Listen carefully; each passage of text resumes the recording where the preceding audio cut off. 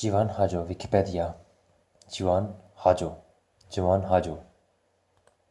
Civan Haco hunermendekî Kurd e. Civan Haco li sala 1957 li Sûriyeyê li bajarê Qamişloyê hatiye dinyayê.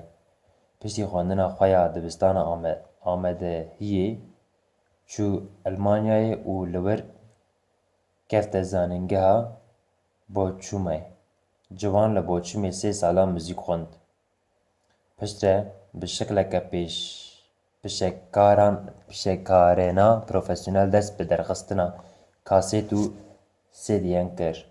Li Tirkiyeyê sî û sê gule dûrî, bilûra min, gula sor, destana Egîdekî û Leyla derxistin.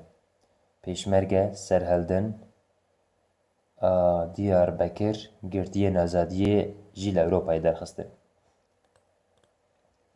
Civan Haco muzîka otantîk a Kurdî bi formên folk rock ji nû ve serrast kiriye. Hunermend bi vî awayî stranên Kurdî bi dinê dinasînit û stranên kevnişopî di nav gelek baskên muzîkê de bi cih dikit. Destana Egîdekî destana şîîra romannivîsa Kurdê bi nav û deng Mehmet Uzunî ye. Nivîskar di wê destanê de behsa çîroka 5 ciwanên Kurd dikin. Ciwan Haco ew destana Mehmet Uzunî bi aranjeyeka nûjen û bi formên etno-caz strandiye.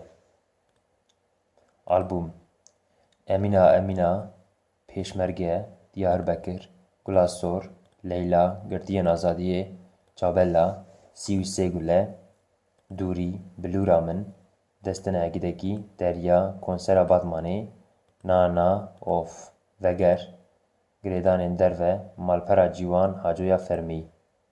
Malpera Ciwan Haco li ser Facebookê, hesabê Twitterê Ciwan Haco. Çavkaniyarî mezin Wikipedia.